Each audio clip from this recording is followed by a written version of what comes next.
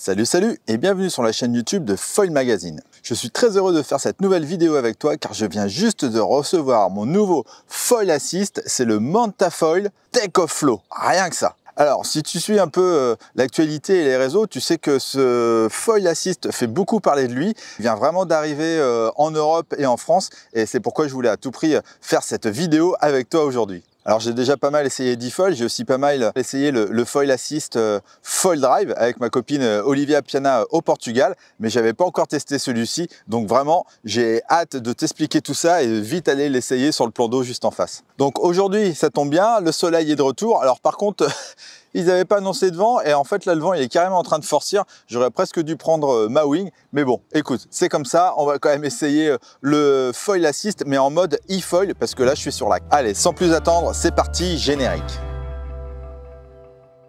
Alors ce flow, c'est un Foil Assist qui te permet de faire du e-foil, comme tu vois là dans cette configuration-là, donc sur lac, mais aussi vraiment en Foil Assist pour aller surfer dans les vagues. Alors il est disponible à l'achat en ligne et il te coûtera 3 946 € hors taxe. Donc si tu rajoutes les 20% chez nous en France, ça fait 4 725 €. Alors le pod moteur il s'adapte sur tous les mâts de foil, mais si tu veux, tu peux faire installer directement le moteur sur un mât spécifique, donc tu auras un moteur intégré au mât. Et je te rassure, hein, sur le site, tu as vraiment un large choix de mâts et de tailles, et si jamais tu as des questions, n'hésite pas à leur envoyer un petit mail via la partie contact, ils t'aideront bien évidemment. Niveau autonomie, on peut normalement naviguer entre 70 et 90 minutes. Après, évidemment, ça va dépendre de la taille de ton foil, de comment tu utilises l'assistance, etc., etc. Il y a quand même pas mal de paramètres. Et c'est une grosse batterie qui fait donc 864 Wh.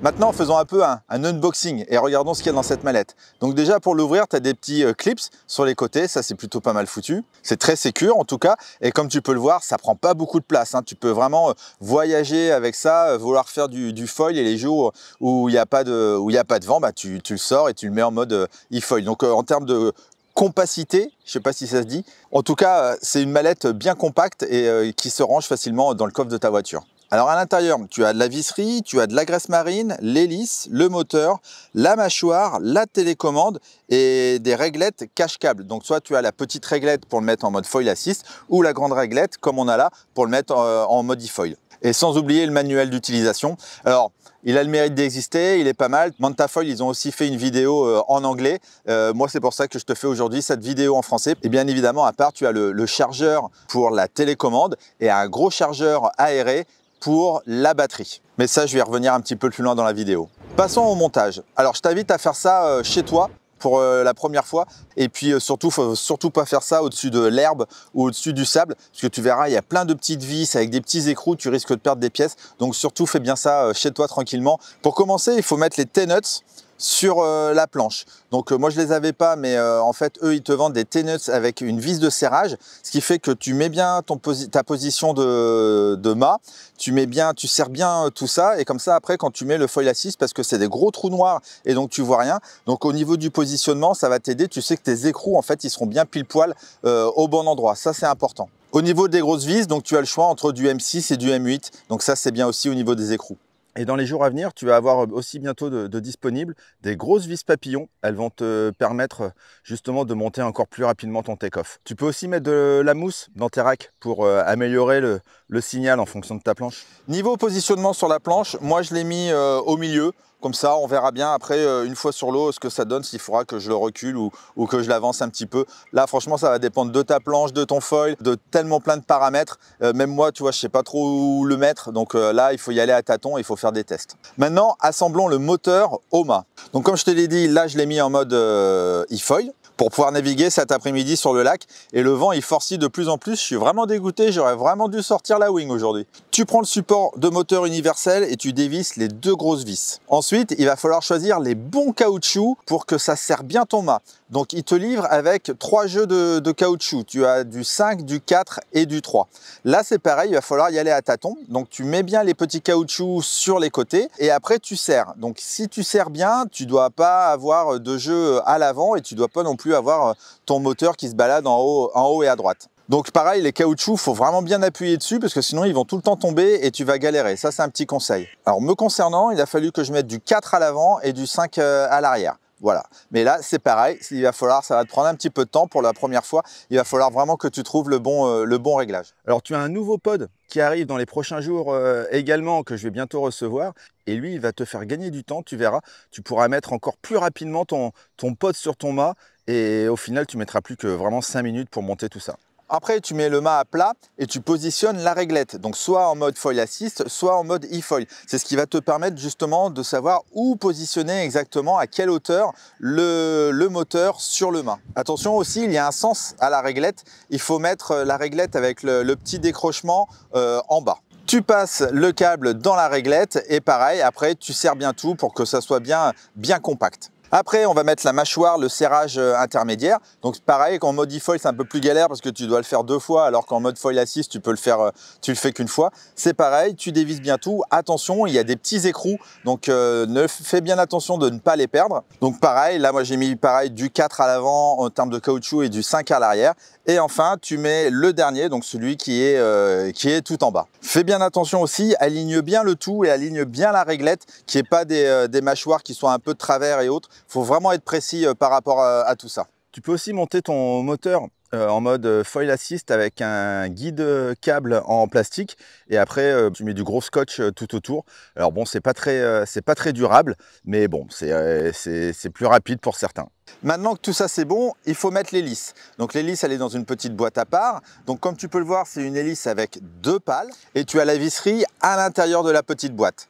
Pour le fixer, donc tu mets les 2 vis, tu verras il y a plein de trous à l'arrière, mais c'est facile, tu vas tout de suite repérer les 2 trous principaux pour pouvoir mettre les 2 vis. Donc c'est une hélice rétractable, donc ça c'est vraiment ce qu'il y a de mieux pour faire du foil assist. Bon, maintenant il est temps d'assembler le tout. Tu prends le bloc moteur et tu mets surtout la protection en mousse en dessus. Il y a 2 petites mousses, c'est plutôt pas mal foutu, ça évitera d'abîmer ta planche. La première chose à faire, c'est de retirer le couvercle, c'est là où tu vas cacher l'excédent de câble. Ça franchement c'est pas mal foutu.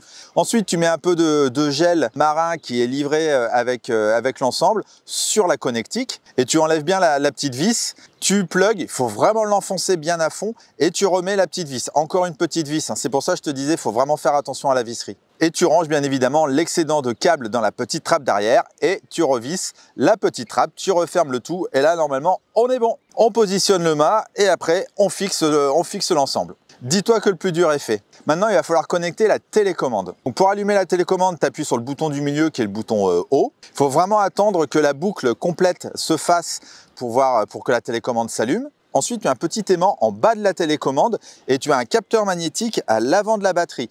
Tu rapproches le cul de la télécommande sur ce petit capteur magnétique et là tu vas voir, il y a un petit écran LED à l'arrière de ta batterie. L'écran va s'allumer et au bout de quelques secondes, tu vas avoir le pourcentage de la batterie qui s'allume. Et après, tu as aussi la température de la batterie qui va s'afficher. Si tu veux appairer ta télécommande, si ce n'est pas déjà fait, tu appuies sur les boutons plus et moins, tu arrives dans le menu et là, c'est le premier menu, c'est appairage. Tu appuies dessus et bing bing, tout de suite, ton appairage est fait. Franchement, c'est assez rapide par rapport à d'autres systèmes que j'ai pu voir. Là, franchement, c'est vraiment simple. Alors après, il ne te reste plus qu'à voir si tout fonctionne. Donc, tu appuies sur le bouton gauche et tu as un minuteur. Tu as 5 secondes. C'est pas au bout de 5 secondes que tu dois allumer. C'est là où moi, je me suis planté. Je dis, mais je comprends pas, ça marche pas. Non, non, c'est pas ça, hein. Tu as 5 secondes pour appuyer sur la gâchette et justement pour enclencher le moteur. Pour recharger la télécommande, je te l'ai dit, tu as un chargeur magnétique. Et pour recharger la batterie, donc tu as un capuchon à l'avant, il faut bien ouvrir le capuchon et tu plugues le gros chargeur. Alors attention, surtout n'oublie pas de remettre bien le capuchon avant d'aller à l'eau, hein. Concernant le chargeur, il propose 2 chargeurs, un chargeur qui met 2 heures pour recharger complètement la batterie et un autre plus rapide qui met 1 heure et ça coûte 240 € de plus. Voilà, donc maintenant tout est censé fonctionner, je vais me changer. Et puis je vais aller à l'eau, mais il y a quand même pas mal de vent, je pense qu'il y a 15 nœuds. Donc écoute, hein, ça va être l'occasion de voir si dans 15 nœuds, j'arrive quand même à naviguer en mode e-foil. Allez, je me change, on va sur l'eau et après je te ferai mon bilan et je te donnerai mon avis, c'est parti.